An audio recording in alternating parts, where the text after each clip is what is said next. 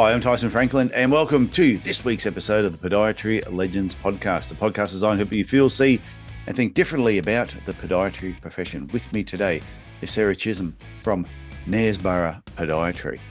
And Well done.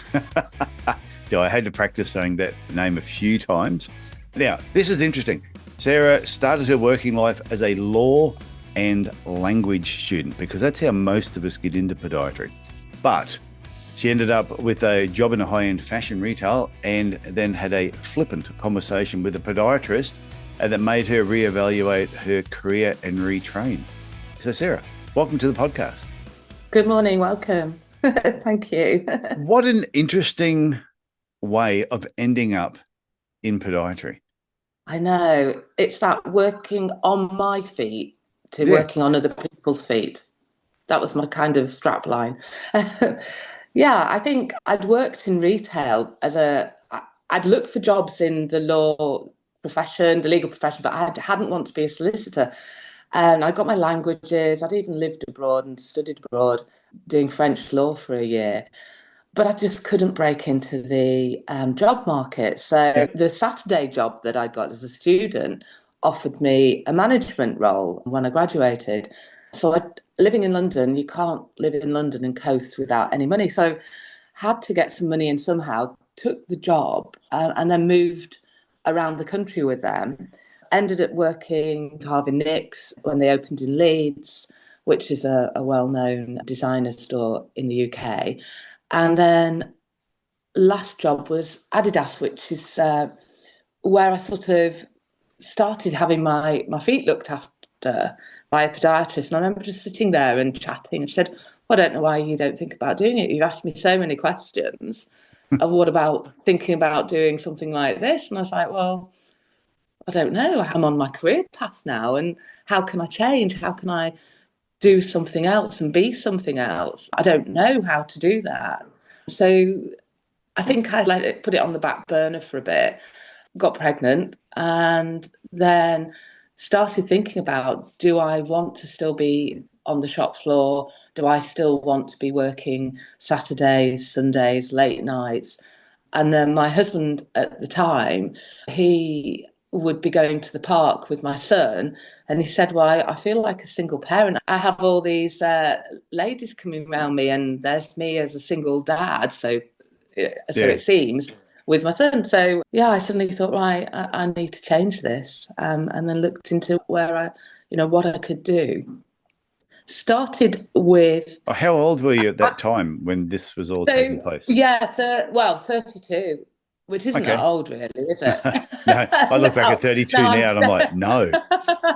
No, that's the age I think I am now, not the age I am. And I looked into it and I didn't really know where to go with it. And I think that's a really important thing. And I think that's something that our college needs to work on.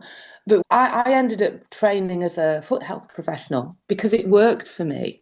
It worked around the fact that I could do it distance learning, and then I could go to the practical course and do that in a time that suited me and my family. And I was able to still work because I still needed an income. You can't just suddenly live and suddenly drop a lot of income if you've lived to a certain level in your life and you've got debts, mortgage, whatever.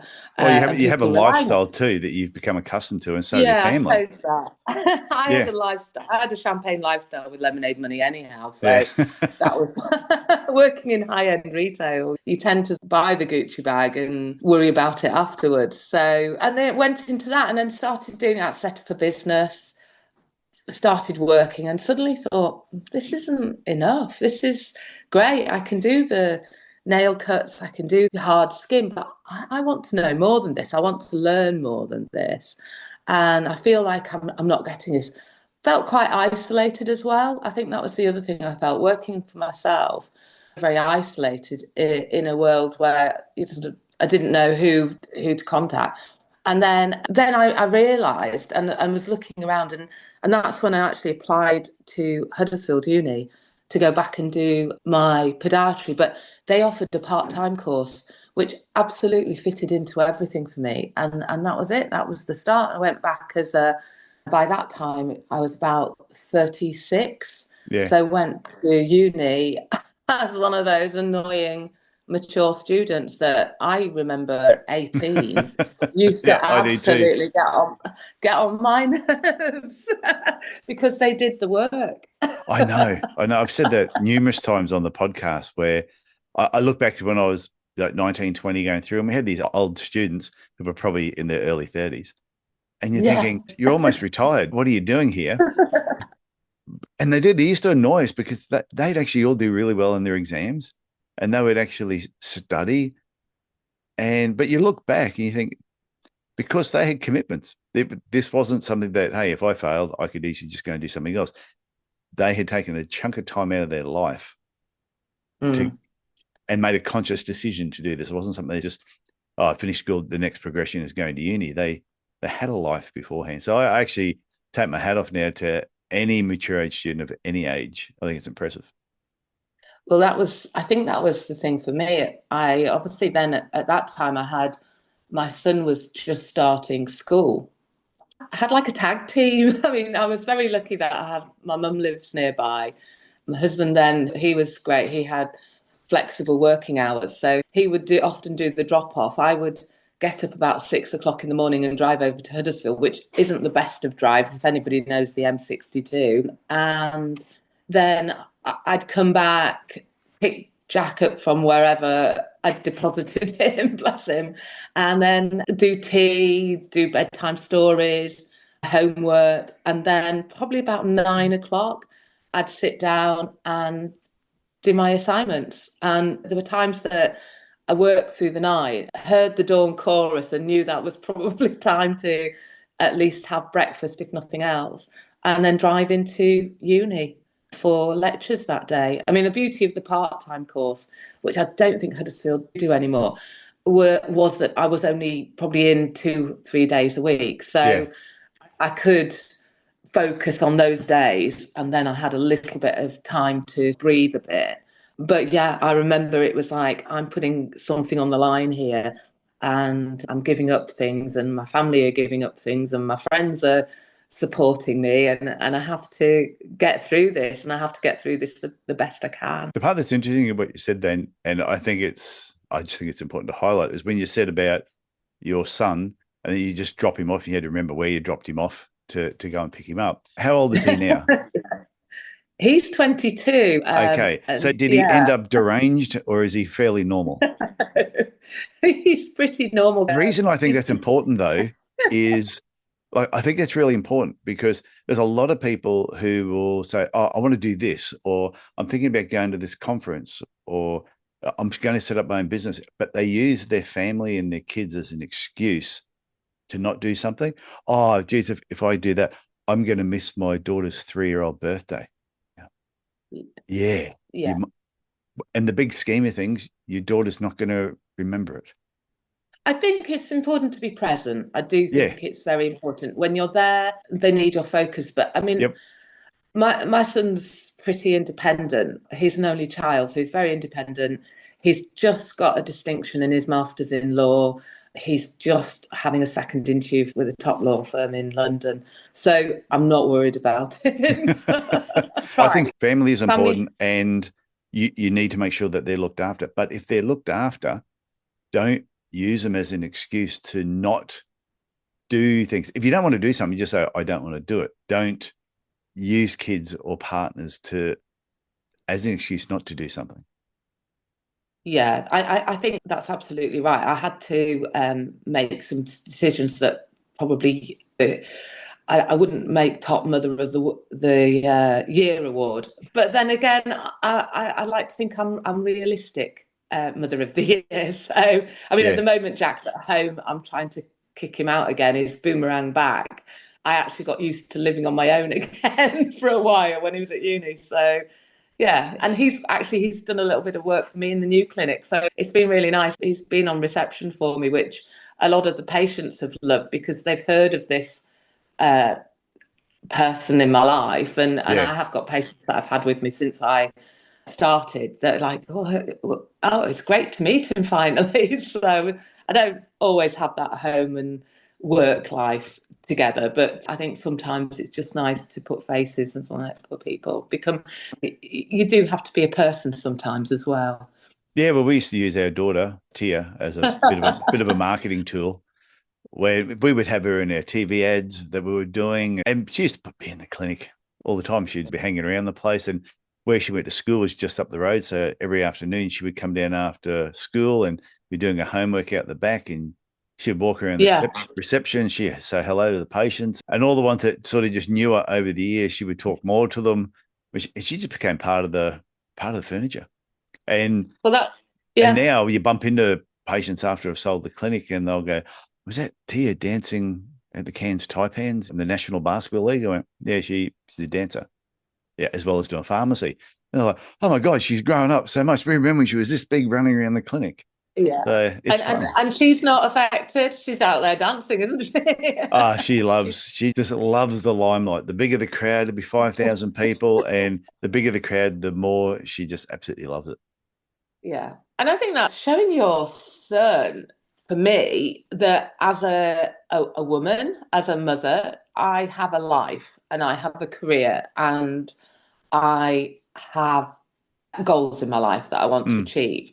And that hopefully he would respect that in his partner. So it's about teamwork. And I think that was the key thing for me. It was about I was very lucky, I had a good team around me and people supported me. I think they were grateful by the time I finished. So I thought now would be a perfect time to just dive in and remind everybody that if you're looking or considering a podiatry business coach, before you reach out to some of the larger coaching companies, please go to my website, tysonfranklin.com, and read through the coaching section. You'll see I've got a model there called the Thriving Podiatry Business Model. And after you read through everything, there's also a link to my online calendar. From there, we can organize a 30-minute Zoom call. We'll have a bit of a talk. I'll explain the Thriving Podiatry Business Model in a bit more detail. And you may find just after that call, that is all you need just to give yourself a little bit of guidance. But if you want to take it further, I can give you more information. So please go to my website, tysonfranklin.com, and I'll look forward to talking to you soon. Okay, let's get back to the interview. How long did it take to do that? 4 and a bit years with the dissertation. So, Okay.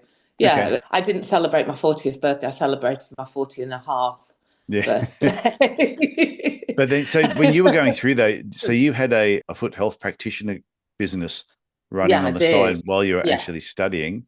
So you Yes. generated income from that. Yes. And then when you Yes. graduated, then you just convert the foot I health did. practitioner business to a I podiatry clinic. did. That was kind of hard. Well, I was doing a lot of home visits at that time as a foot health practitioner. So to suddenly go, well, I'm not a foot health practitioner, I'm a podiatrist, I'm upping my prices because I think I'm worth it. I've done all this studying.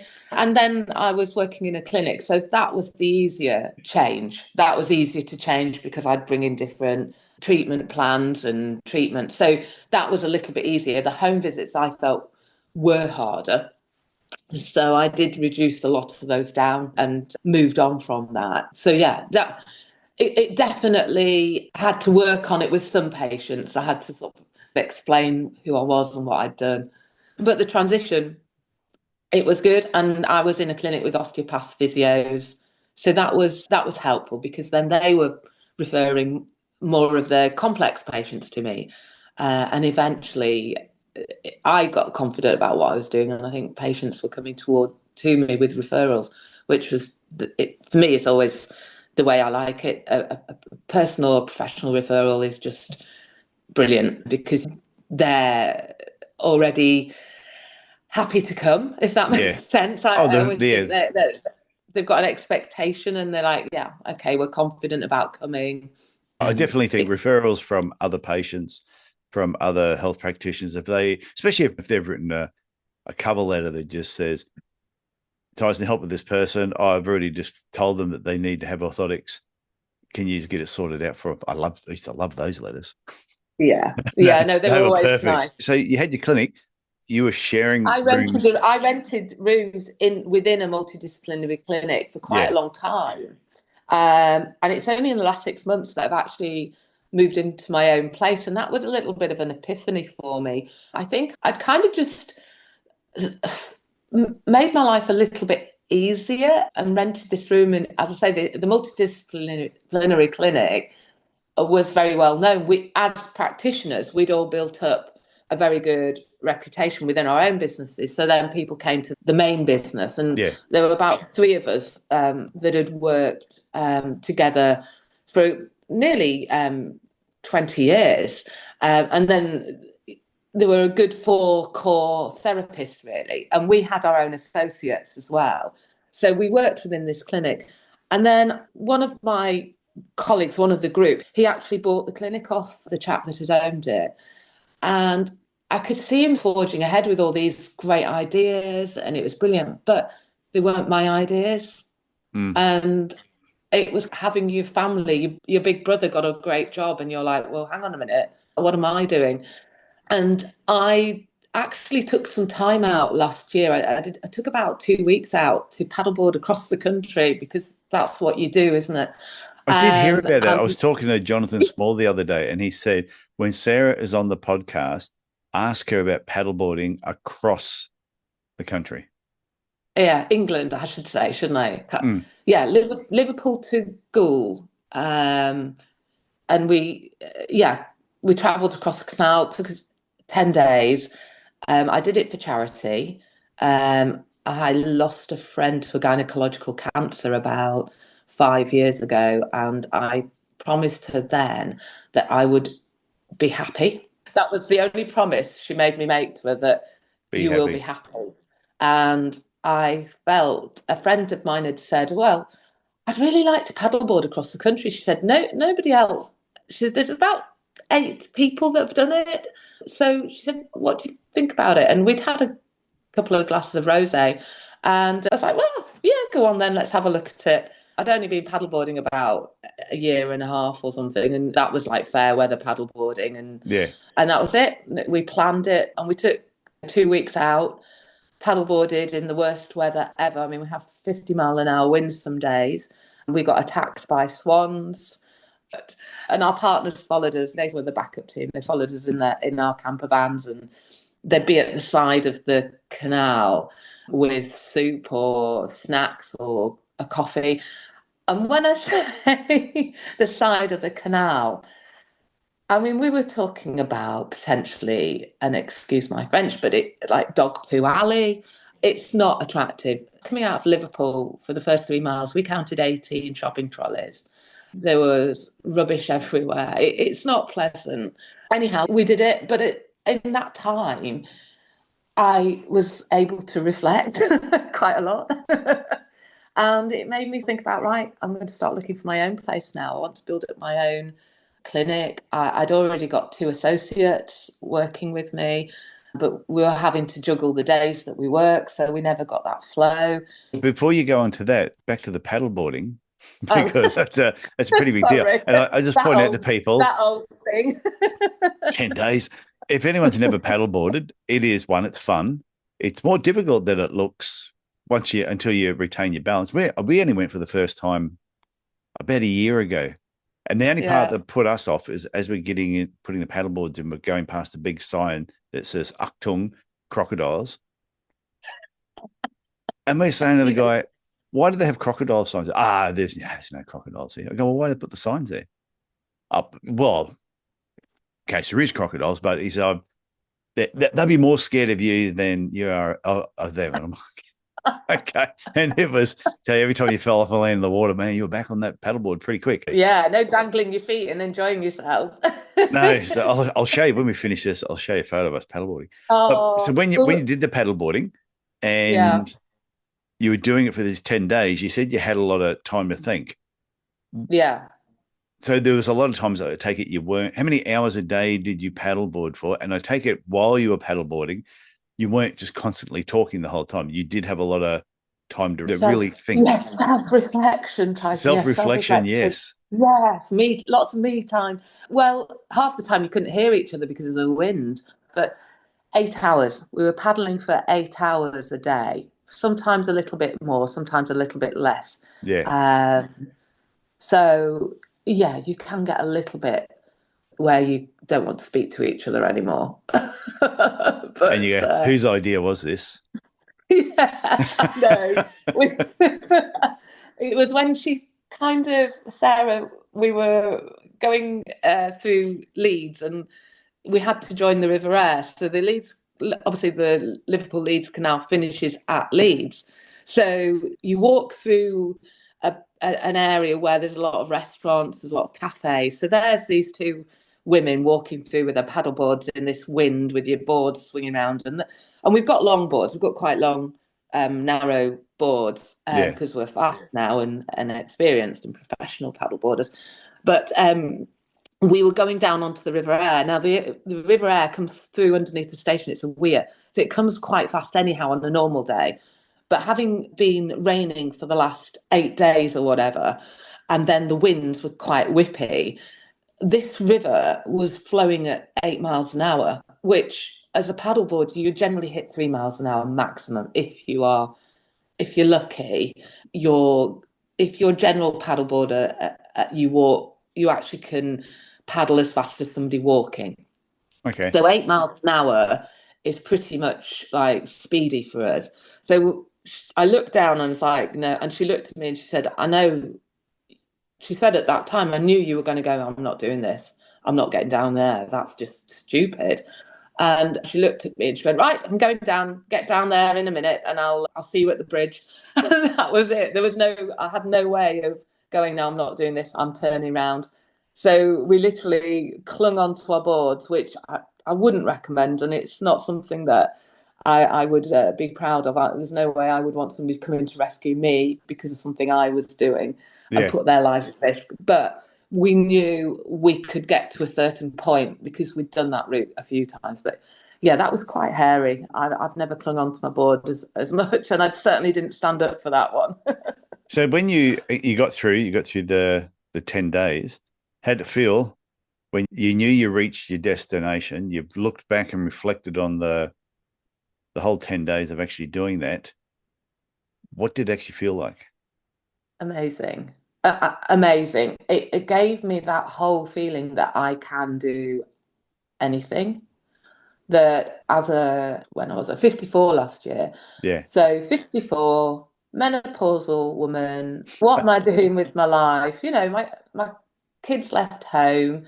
I've got a bit of a plan, I've got a bit of an idea. It's like, yeah, I can do these challenges, I can do things. And I think that then filtered into my work life, that what are you doing? Is this what you want to do? Because if it's not, you can do something else. And that not necessarily, I love podiatry, so that wasn't going to be the problem. It was like, why are you not happy Mm. at this moment in time with where you are? So right, look for a clinic because you can do this. So that was what really started me off looking for some premises of my own then. And Um, so now it's been 6 months since you've moved out six, on your own. 6 months, yeah. Thankfully, I've got a very good partner who's a plumber, and he put me stud walls up. He made me a 2-room clinic. He took a week off work just to do everything for me. So I'm very lucky because I couldn't have done all that on my own. And yeah, and it's great. And we've got 2 rooms. I've now hopefully today I'm about to meet another podiatrist that might come and join us. So I actually have 2 podiatrists and then myself, and then 2 foot health professionals, which Okay. I like that mix because I've got the foot health professionals. I know not every podiatrist does like a foot health professional, but the 2 ladies I've got are mature ladies. They do regular CPD. They work within their level. They work within their knowledge. They ask for help if they need it. And, it works for me in my business model. It means it frees me up to do a lot more of the more high end, high risk treatments and a lot more of the MSK work. I know some podiatrists feel threatened by them, but I'm thinking if you feel threatened by a foot health practitioner, then you've really got to question your own skills and your level of skill. And I'm sure the people that complain the most are probably the same people that you've never seen at a conference, never do any continuing education. They might tick the boxes and fill in some paper and say, oh, yeah, I read those articles. I've done the work.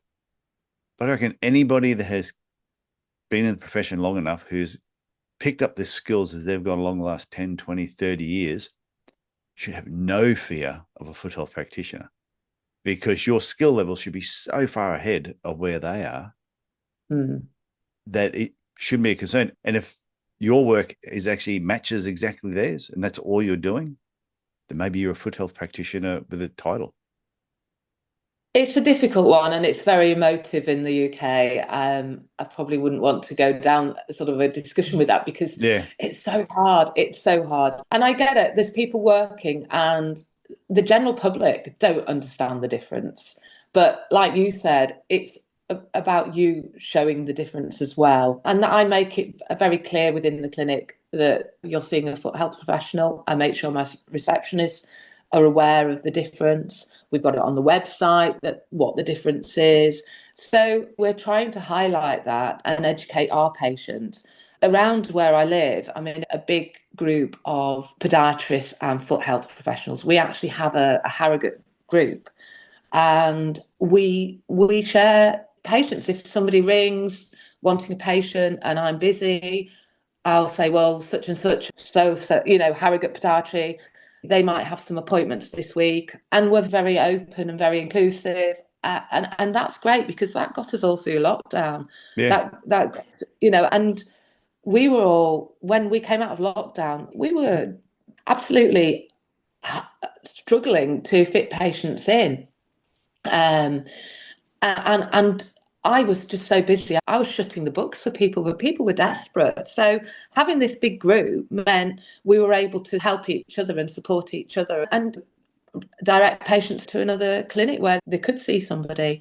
And having the foot health professionals was great because they took up quite a few of the patients when they could work again that we couldn't see. Yeah, so they have a place in my clinic, definitely. And the two ladies that work for me are as I say, they've developed their skills in the last sort of year working with me. So that's a good thing. But as I say, they stick with what they know and it gives me that opportunity for me to grow. So yeah, and I think what you said before too, it's up to the podiatrist to differentiate themselves from what a foot health practitioner is through educating their patients. And this is just my belief, and some people may disagree with me, but I think every podiatrist should understand biomechanics. They just should understand, even if you don't like biomechanics, you don't have to like it. But because I say, can you imagine going to a GP? You go in there, oh, I just need to get an exam. Yeah. He doesn't take your blood pressure. You go, how come you not take my blood? Oh, I don't like doing blood pressure. I was never really any good at it, so I'm not going to do it. You go, oh, okay. Oh, so you're going to write a script for a blood test? No, I'm not really into blood tests either because I've never really understood what all the figures and everything meant, so I'm just not really into it. You would go somewhere else. You would just leave because you'd be thinking, these are the basics that you expect your GP to understand, know, and just do. Don't have to like it, but you just do it. And I think biomechanics is one of those things that every podiatrist should understand it. You don't have to love it, but you should have at least an understanding of it. And that's, so when you are debriding a corn or callus, you can be talking to your patients about why it's there, how it develops, a little bit about their foot type. Now, if you don't want to do the assessment, do orthotics if you're not interested, then have a good relationship with another podiatrist who is prepared to do that. If more than likely, they'll refer some of their general work back to you. Yeah, it is about that. And that's, as I say, that's what works for us within the Harrogate area. There's probably about 12 of us. And it's like, well, so-and-so, that's what they do. That's pediatrics, that's their specialty. Yeah. I know about it, but do I need to go deep into that? No, because there is somebody that specialises.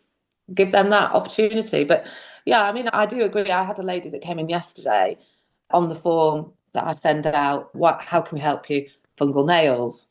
Right. Okay. So we're looking. No, I said, personally, don't think that is. I think it's trauma. Yeah. Okay. Why? Why is the trauma? So then we looked at the biomechanics of it. And it wasn't a full assessment, but it was just, right, let's have a look at you. Let me show you why it's this. And that just helps, I think, with your treatment plan. And also, yeah, that knowledge to say to a patient, no, it's not that, it's because of this. Yeah. And they're like, wow, that I came in for this.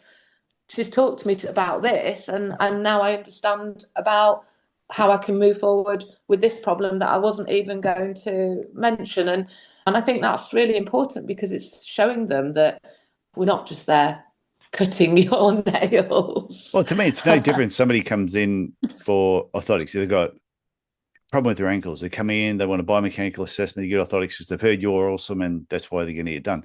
And then while you're looking at their feet, you're going, there's something about these feet that don't look right. So you start checking the pulses, the temperature, the feeling. You will do all the other stuff. So they might come in for a biomechanical problem. And I think every podiatrist in the sports and biomechanics should also understand what a high Yeah, risk foot looks like, or yeah, questions to ask about diabetes, and being able, whether you're doing a Doppler exam, they're prepared to do that. So I think it should go back the other way. And I I agree. had a patient this many years ago, came in, we did orthotics for her. I noticed that she had a few corns and calluses on her feet. And I said, oh, by the way, just to let you know that we do provide this routine foot care service. She went, oh, no, that's okay. My other podiatrist does that. I went, oh, who's your other podiatrist? And she told me who it was. And I went, okay. So I'm confused now. Why did you come here to get your orthotics? Oh, no, I'm sure she's not qualified to do that type of work. Now, her and I went through podiatry. We were in the same year together. So here is someone with this lady has been seeing this other podiatrist for years, routine foot care. Not once has she ever brought up anything about biomechanics, looking at her feet in a different way, asking a question. What do your feet like when you get out of bed in the morning? No, nothing like that. She was talking to a friend and said, my feet get sore. Oh, you should see my podiatrist. They do these assessments. They make these inserts that go into your shoes. And that's how we ended up with her. I just think if you're missing out on a lot of work if you don't do the biomechanical side. But if you don't want to do it, get better at just understanding it. So at least you can, because if my podiatry colleague had said to her, oh, I don't do that type of work, but I'll refer you to someone that I went to university with, her and I would have had a much better working relationship.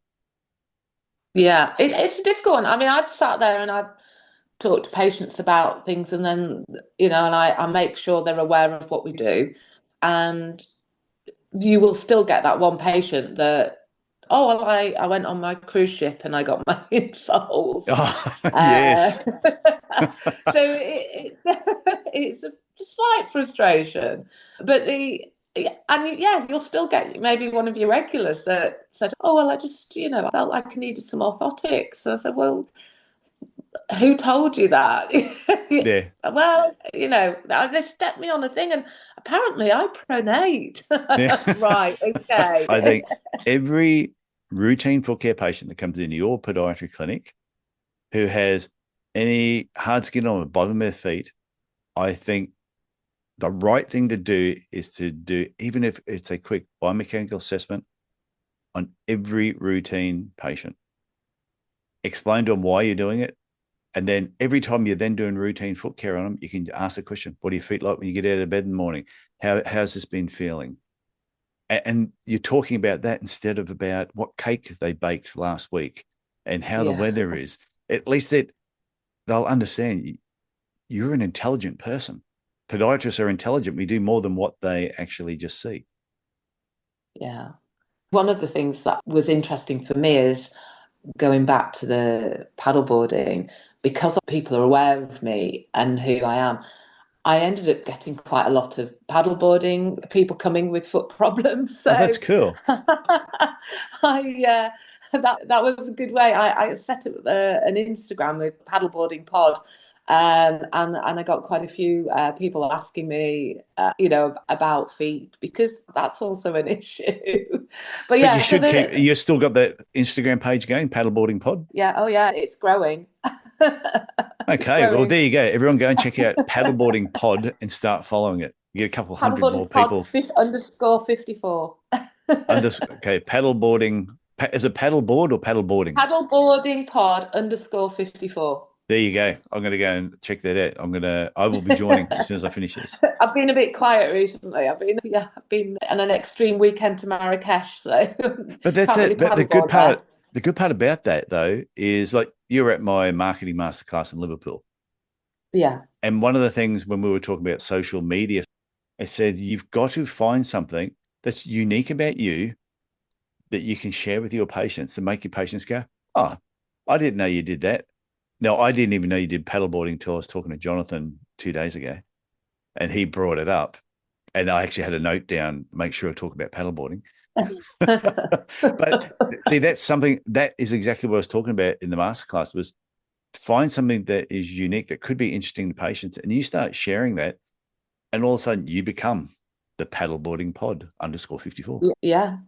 Well, I am trying, certainly working on it. It definitely, as I say, has brought a few patients to me. So it's not a bad way. But I mean, it's interesting for me to think about. I mean, we were talking about the foot health, and that's how I started my career. And I kind of want to say that I don't think it's a bad thing. It was just I didn't know what else to do and how else to get into the profession. Yeah. But I think it's about moving and learning and being a mature student. Yeah, you are a little bit more pokey. You've got less time, you've got more at stake to give up that time. But I certainly think if somebody is thinking about what should I do, is this a good profession to go into? Absolutely. I mean, it's given me the most amazing opportunities. It's given me, I, it's given me confidence. It's Mm. given me money. That's not everything, but Yeah. it's also given me a profession. And I think that's really important. It's nice to have an identity. And I've got maybe another 10 years. It'd be nice if it were less, but I have a feeling it will be another 10 years. And I'm looking forward to it. I'm ready to face those next 10 years. I'm changing my business a little bit. I'm trying to work less in the business. I only work 3 days. I'm trying to work less than that, if you can call that working. But Yeah. it's got to start somewhere, I think, is the thing. And you've got to have just trust in yourself and move forward.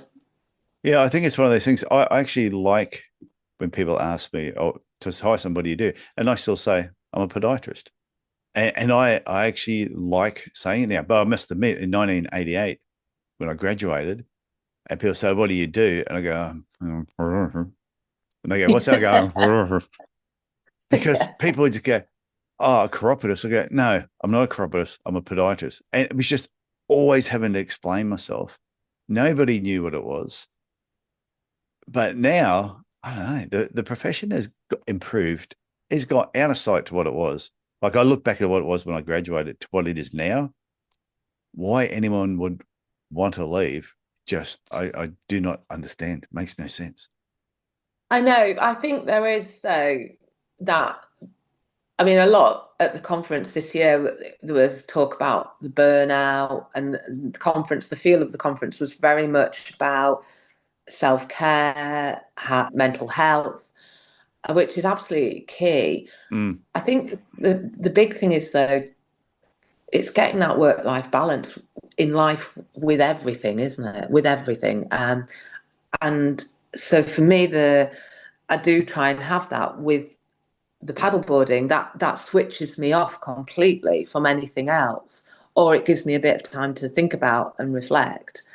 And I think that's what I needed at the time. That's how I got into it. And obviously, I've gone a bit further than most people would have done. I mean, 160 something miles is pretty stupid, but it's my work-life balance, and yeah, that's my import. And I think that's if you can find that helps. It's not easy.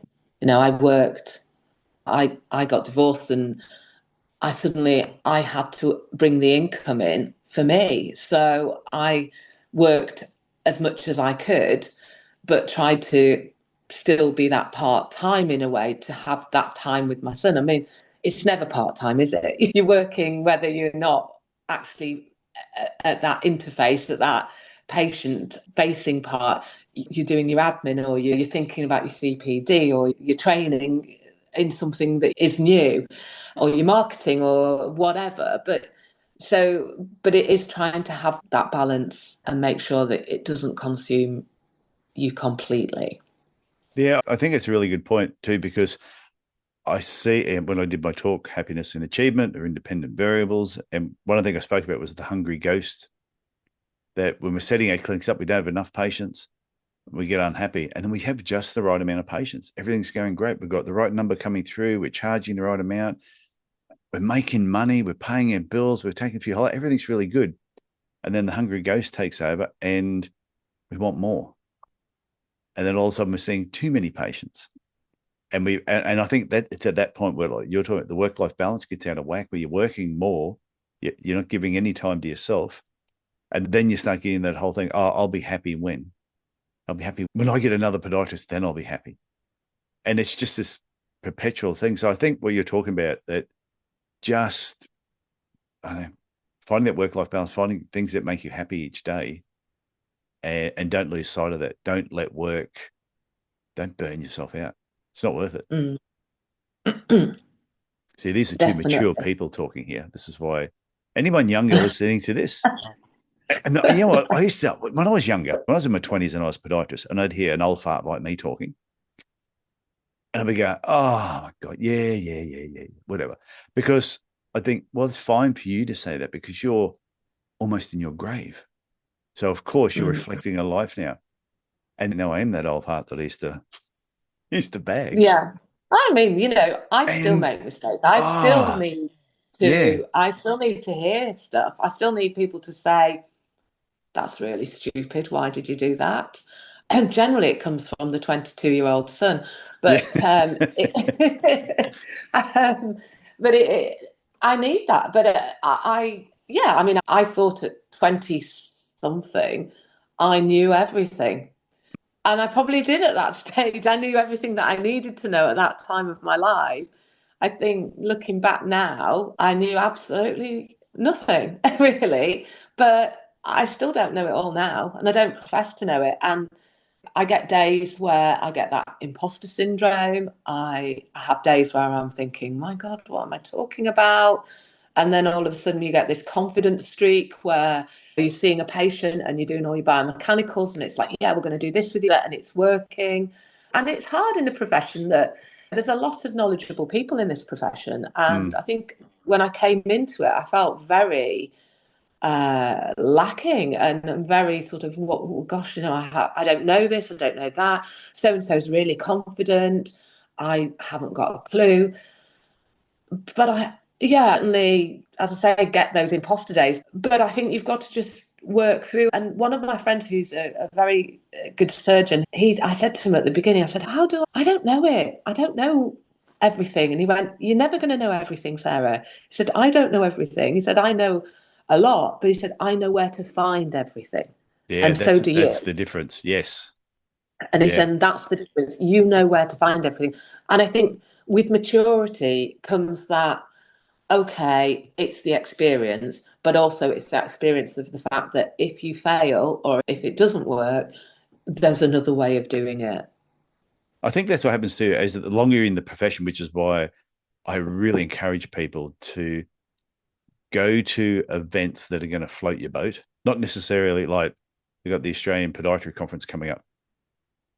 And I'm not a huge fan of the national conference. There's not enough practical stuff that takes place at the conference. But there's a lot of smaller conferences around, like the Lower Limb Conference, the Foot and Ankle Show in the UK, where Mm, even when I put on like a small marketing event in Australia, I do the 2-day reboot. Come along to those things where you can just really get together with a smaller group of people and really connect with them. You end up with some of the smartest podiatrists on your speed dial that become friends of yours. And you have a question about something. Like if I have a dermatology question, bang, I'll be straight on to Ivan Bristow. Ivan, what do you think about mm. this? And if it was a sports question or a biomechanics question, I know who I'd call to actually get the answer. So I think that relates back to like what you're saying, just about as you get older, you just know where to look to find the answer. You don't have to know Yeah. it all. No. You can't store it. There's not enough room up here to store it. The Rolodex is full. Yeah. My Rolodex is very full. I mean, ask me about handbags and shoes. I can tell you anything, but there are times. That's all. But Well, that's another story. I know. Ask me about 80s television sitcoms, and Oh, I'm just all that. yeah. Ask me questions about the Brady Bunch and Gilligan's Island. I will kill it. But Yeah. No, that's it. I mean, I can sing pretty much every lyric to every song in the 1980s. There are some days I'm sat with a patient and I don't know whether this is menopause or whether this is just too much information trying to come out of my mouth at one time. And I cannot remember the word for, like a hyperextended or metatarsal. And it's like that bone there.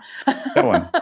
But I've had some people on this podcast who, when people hear their names, just go, "Oh my God, they've almost got statues built for them." And off air, when we've stopped recording, and I've said to a few of them, "Go, do you ever suffer from imposter syndrome?" They go, "Oh my God, constantly." They go, and these are people that have written books. They have spoken all around the world. That if all of a sudden they were turning up at a conference, they would get hundreds of people just turning up for it because of their name. And they have all said they suffer from imposter syndrome. They go, "Oh, geez, I hope someone doesn't find out I don't really actually know that much." That's good. I think it makes you think about where you go next, what you need to learn, and you're not perfect, so you constantly thinking about, well, how can I improve? What can I learn? What can I do? So it's not a bad thing either. Well, if you couldn't keep learning, they wouldn't keep putting conferences on. Yeah, They've been doing it for the last 36 years since I've been around. So obviously there's a purpose of having conferences and events. Mine's more to go, I write it all down, I go away and I remember probably 10% of it. So mine's like to try and build up, to get that 100% of a conference that I can remember. So you'll never remember. But when you went to a masterclass, you said you applied something and pretty much made your money back the next day. Yeah, absolutely. It was fantastic for me. And it just hit the right buttons for me that I needed at that time. I wanted to improve on some of the machinery I got in terms of using it. So my shockwave, my laser, getting that out there a little bit more. And literally within a day or two of coming back, I put up a few posts on social media. I made sure I talked about it a bit more to patients. And like you say, the existing patients, and they were booking in people that I just didn't even think would book in. I had people booking in for certain courses because they said, "Oh, actually, I've been meaning to ask you about this, and I wondered if you'd be able to do something." And that was it. So yeah, fantastic. And I've set up a podcast for the local businesses in town because the next 6 months are going to be tough. They are tough for the businesses, national insurance wise, wages. These people are running businesses on next to nothing in a local town. And I just want to put something back into the town as well. But obviously, part of that is we're still getting that awareness of who we are and where we are because we're sponsoring it. So it's hopefully a win for everybody. And we've just had a Christmas film filmed in the town as well. So with Rebel Wilson and Keeper Sutherland. And the podiatry clinic did actually hopefully had a little tiny cameo role on it.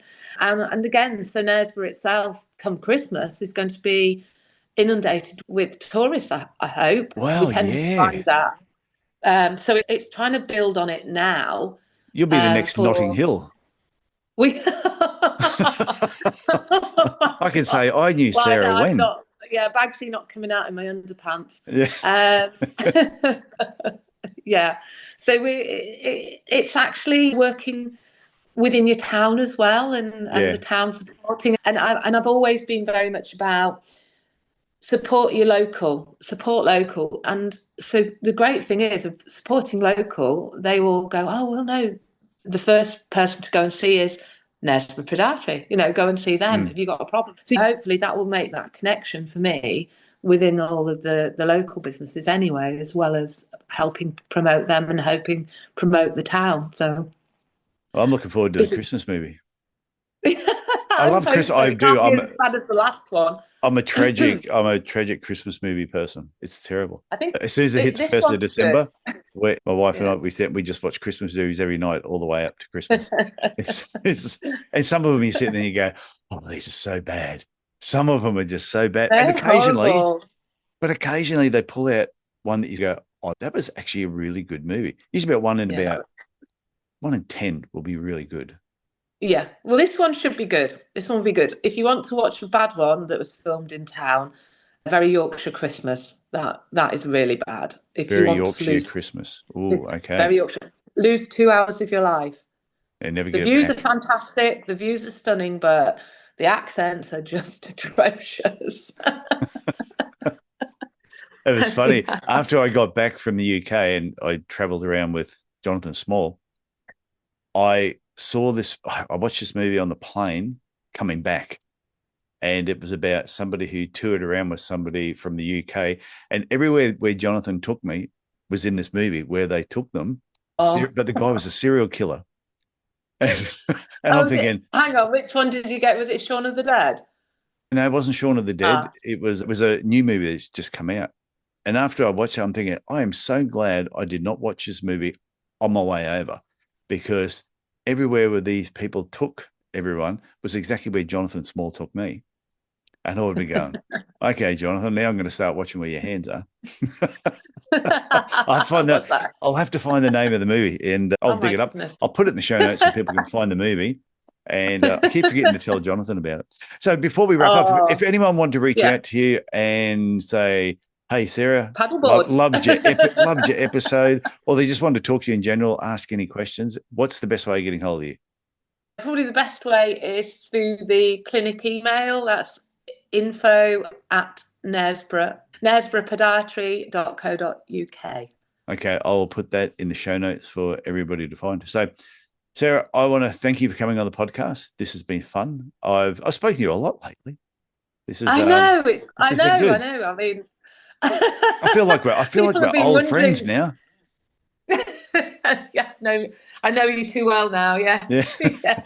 Well, no, I would like to thank you as well, because obviously your marketing masterclass just honestly it switched something in me that I think just hadn't. In terms of the marketing side, I'll qualify that. But it was just what I needed. I was like, where do I go now? I've done this. I've had that amazing opened a new clinic and the buzz from that. And it's like, right, okay, I've got it now. I've got the clinic. I've got this. Where do we go from here? And it just, it hit the right note for me. It hit the right levels. It's things I can do. It's manageable. And I've got a team meeting today with my receptionist, and we're going to talk about marketing strategies. I wouldn't have done that. A few months ago. I'd have just thought something and shoved it on Facebook quickly. So I'm now planning. That's good. Thank you. No, thank you. I didn't know you were going to say that, but I'm glad you did. So everyone listening You're to this, welcome. go to my website, tysonfranklin.com, click on events, and if there's a marketing workshop coming up near you, register and come along to it. So, okay, Sarah, thank you very much. I look forward to talking again soon. Oh, take care. Bye-bye. Bye. Well, I hope you enjoyed listening to Sarah Chisem today. And before I finish up, there's just 3 things about this conversation I really want to highlight. The first one was just about Sarah's journey, and she went from law to high-end retail and eventually into podiatry. And I think it just goes to show it's never too late to change careers. Now, I'm not saying if you're listening to this, you should be leaving podiatry and taking on another career, but I'm thinking even within the profession itself, if you feel your career is not headed in the direction you want it to be, then you can make the change. You just really got to think about it. So if there's parts of podiatry you really like, but you're not doing enough of it, if you're an employee, talk to your employer and see, is there some way that you can do more of what you like doing?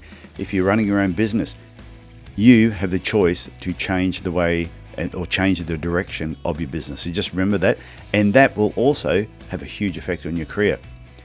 The second thing I wanted to highlight is her paddleboarding adventure across England, which I think was pretty cool. And not just because it was partly like a charity event, but also it was a time for self-reflection. And it gave Sarah a chance to think about her career and also the goals. What did she really want out of podiatry? And this is what instigated her eventually saying, I'm going to have my own premises. I think everybody should be putting some time aside for self-reflection. Think about your career, think about your goals, think about what is it that you actually want out of life. And the only way you're going to do that is to actually have some quiet time and think about it, whether you sit in a park, it may be down at the beach, but put some time aside so that you can actually have some self-reflection. And the last thing I want to talk about, or the last thing I want to highlight, is just how Sarah, the importance of networking with local businesses in her area and offering value to her community. And this has helped Sarah build her reputation and also the reputation of her clinic. So there were three things I just wanted to point out again. And I'm telling you, there was a lot more that I took away from this interview. So Sarah, I want to thank you for coming on the Podiatry Legends podcast. That's it from me this week. I want you to look after yourself, look after your family, and I will talk to you again next week. Bye for now.